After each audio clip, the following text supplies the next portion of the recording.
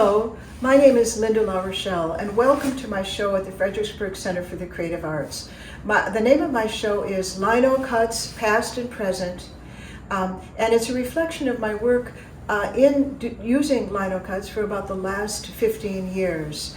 Originally, I studied at the San Francisco Art Institute, where I focused on fine line etching, or intaglio. And during the process of intaglio, you need a big press, big acid baths. There's chemical solvents. There's a lot of equipment needed. So when I left school, I really just sort of went back to doing watercolors and pastels. And then later on, I became an art educator. And in the process of being an art educator, I had to get recertification. So I ended up taking a course through VCU called Watercolor and Printmaking. And at that point, for that class, I did a couple of lino cuts. And when I did those lino cuts, I remembered, oh yeah, I'm a printmaker. So at that point, I decided to go back to printmaking and focus just on printmaking. So I wanted to give a little background to relief block printing and give you a sense of what printmaking was like throughout time. So I'll start out here in the Paleolithic area, about 30,000 BC. We have caves that show handprints. So the cave people felt impelled to leave a print of their hand, and that was actually the first print. And then we're moving up to about the 9th century in China, and woodcuts at that time were used to illustrate the Buddhist teachings. And you could see an example here. They did very, very intricate carvings.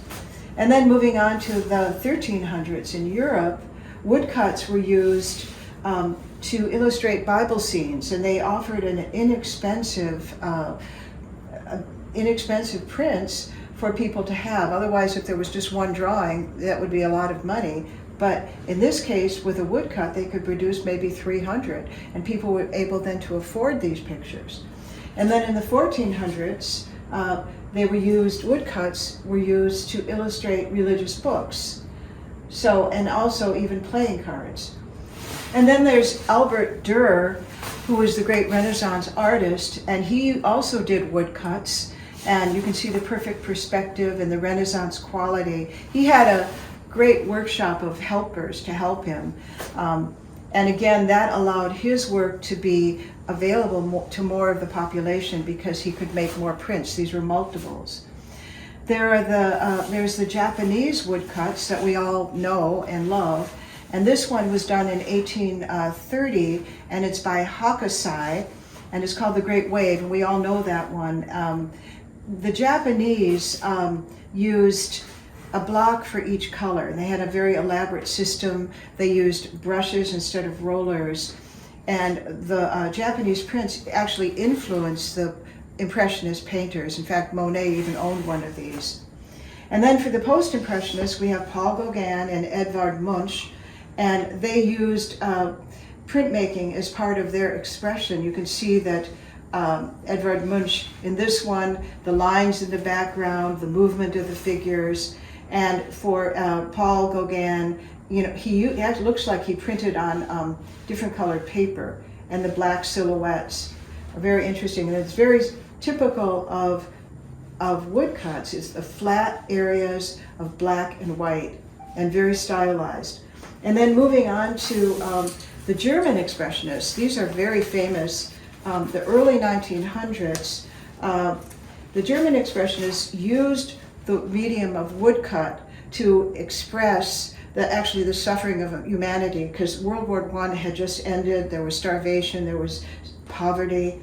And one of the most famous of these printmakers was Catherine Kollwitz. And she was famous for her mother and child prints, and her prints are very, very expressive, and she was very concerned with suffering humanity. And this is an example of one of hers where she did very, very, again, simple, stylized, and the very stark contrasts. And then in about 1915, there were the Provincetown printmakers, and that was Provincetown, Massachusetts. And they used just one block And they would cut out the lines, which became the white lines, and then the areas they would paint in or roll in. And so they got a multicolored print, but just using one block. And then from about 1920 to the present, there are many famous artists who used relief block prints. And I have some examples here. There's Elizabeth Catlett, Leonard Baskin, Matisse, Picasso. And this one by Picasso is actually a reduction print where they use one block but print it in stages of different colors as they carve it. And finally, there's William Kettridge, who's a relatively new printmaker. He had a show at the Louvre in 2010, and he's an amazing printmaker. He prints on a variety of surfaces. In this case, you see that he's printed on newspaper. Okay, so now I want to show you some of the materials that I use to make these prints. First of all, this is an example of one of the plates that I use, and this is called, basically it's a variation on linoleum, and they've developed these, and they're very easy to cut, and this is called Easy Cut. And this is really great for middle school and high school if you want to work with your students, because it's very easy to cut. I have these tools. This is basically inexpensive speedball tools. You can hear that they have the blades inside, and you can change the blades. And I use rollers. These are called brayers, and I use usually a small brayer for each color. I have something, this is called a baron. This is what I use to try to press onto the paper to pull the print. And I can also use a simple thing like a wooden spoon. And a good old-fashioned rolling pin will also help you get your prints. So the kind of ink I use is called Aqua ink, and it's made, basically it's soy-based oil. Soy oil is the base, but it's also washable with soap and water, and it's non-toxic, and it has no odor. And the downside of it is that it's expensive and the colors are limited, so you kind of do your best to try to mix and get the colors that you want. So I also wanted to show you another example of a plate. And this plate, which is the plate of one of the prints in my show, this is this is called Wonder Cut. And it's firm enough, it's almost like a cork-like material, and it's firm enough to lay on a bed of a press and to run through a press. So most of my work here is done on this Wonder Cut, and it is, I run it through a press. Whereas this material, which is Easy Cut, you cannot run through a press. It's great for schools though.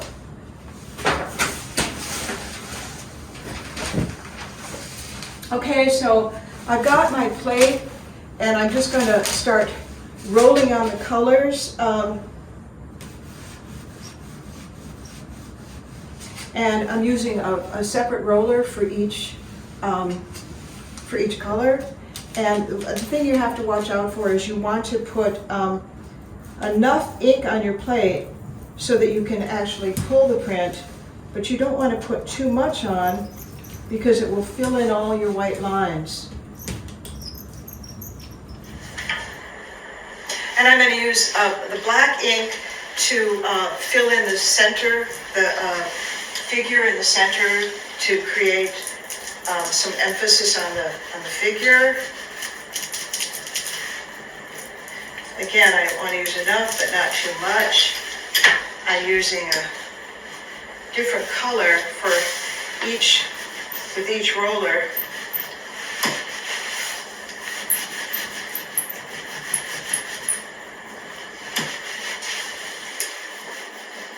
See that the ink, when you start rolling on the ink, you can see how the patterns are start to emerge.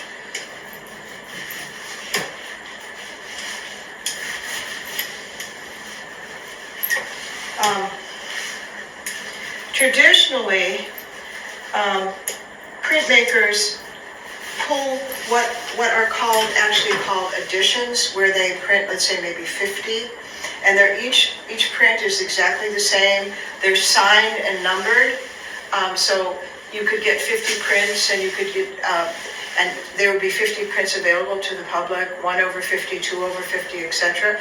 And each one is exactly the same. They're all signed and numbered.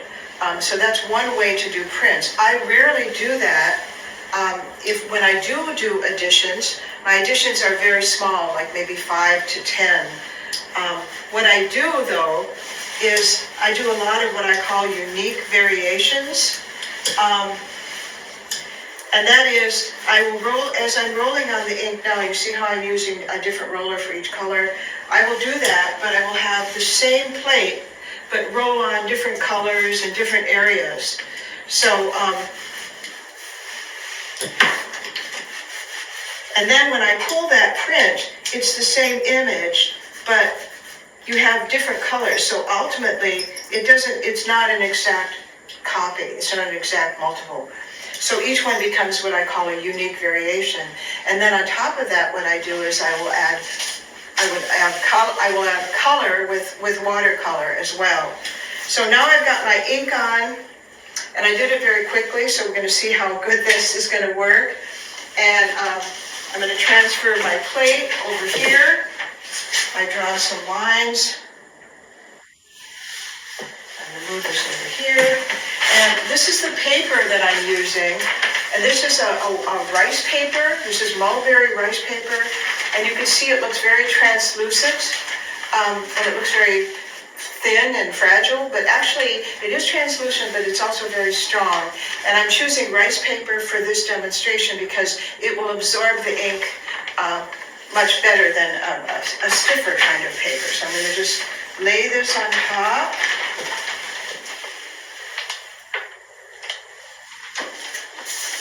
And then to pull the print, again, you don't need a press. You just start rubbing, and you can see that the image is coming right through. And the more you rub, the darker the ink will come through. And the more you see that darkness, then you'll know that, in fact, you are getting enough ink on your paper. I can use a Baron. This Baron is actually made with bamboo, and it's from Japan.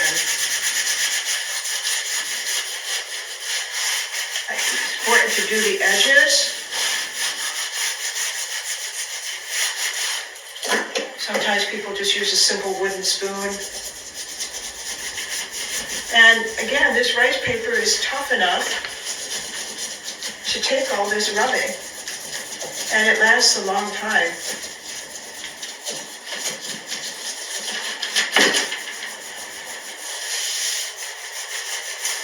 Okay, I want to also show you that I can use a rolling pin. This is a very heavy rolling pin. Oh yeah, this is almost like a press.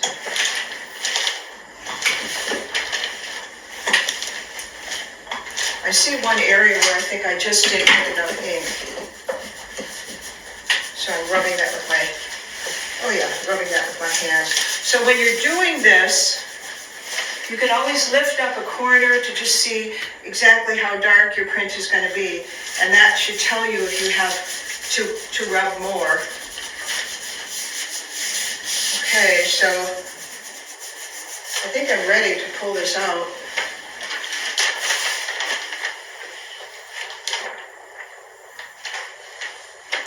So that's an example of my relief block print, my Lido cuts. I'm bringing it close to the camera. Now for this print, what I will probably do is I will probably go in with watercolor and add more color, and it will be a unique variation. So this particular piece is called Autumn in the Old Neighborhood, and it's an example of what I call the unique variation. I have several variations of this same image, but the colors are different because I roll on different colors with a variety of rollers, and then I go in and paint. So there's two things happening. First, rolling the colors, and then I pull the print, and then I add the paint. So each one is a little different, and I guess you could call them monoprints. Okay, these three prints are examples of my interest in mother and child, and they were all done by when I became inspired by a sculpture that I saw at the Museum of American Art. Okay, this particular print is called Ode to Selma Burke. And the sculpture that I saw was this amazing sculpture. It was a kind of a crude wooden sculpture of a mother and child, and I was very impressed by it. And when I came back to my house, I was so impressed that I did 4 large lino cuts inspired by that mother and child sculpture. But I was wondering who was the artist, and I looked and it said Selma Burke, and then I did a lot of research on Selma Burke, and I found out she was an African American sculptress, and that she had actually studied with Matisse. And the Roosevelt dime, that profile of Roosevelt that's on the Roosevelt dime was actually taken from a plaque and a sculpture that she had made that was on a building in Washington, D.C. And unfortunately, she never got credit for that. But she was an amazing sculptress. So I want to show this example. This is actually a woodcut, and I have the actual wood block here where I saw a friend's daughter on Facebook, and I was so impressed by the little girl with the hat that I decided to do a woodcut of it. And I used this old drawer that was around the house. And so you can see the block, and then you can see the final print right here, and you can see how the block relates to the print. You can actually see how it goes from block to print. And then I rolled on, and this is also a unique variation because I've rolled on different colors, and then I've also gone in with paint. Okay, I wanted to show you this one. This is actually one where I did an addition of, in this case, 9 identical prints. And this was done from an old black and white photograph taken by my sister, my older sister, when she was 13 with her little brownie camera. And it's of our grandmother, and she was standing in front of a synagogue, and right now she's standing in front of the synagogue steps. And I thought the steps were very important as a background for her because I thought of all the people who had walked up those steps. And then I made use, I'm very interested in the element of line, and I made use of the lines, the white lines in the black steps. And it also reflected my interest in my grandmother, who had a very kind of hard life. She lost 3 children, and she actually, I think she had arranged marriage, and she had a dowry of $1,000. She came over from Hungary in the early 1900s. Well, a while back, Isaac Perlman, the great violinist, came to Fredericksburg, and I actually went and saw him play. And when I came back, I decided to do a lino cut of Isaac. And he was wearing kind of like loose clothing when he played his violin. And so to me, that sort of seemed like pajamas. So I did this one, and I'm calling it Perlman in PJs. And actually, it's an example of a unique variation because I did several of these, and the pajamas are all different colors. And in this case, they're purple. I have them in red, yellow, blue. I have a great variety of pajamas for Isaac. I thought I would make it rather whimsical, and I had little creatures on pajamas, and then the creatures are falling off on the floor, and the little bird up at the top. And I just thought it reflected a happy spirit for a good violinist. And I've also done a children's book, and it's called Roses, Roses, and it was something I did during COVID when I was staying home. And it's available here at my show, and it's also available at the Fredericksburg Food Co-op. And it's actually good for adults as well as children, and it's supposed to be a reflection of spirituality.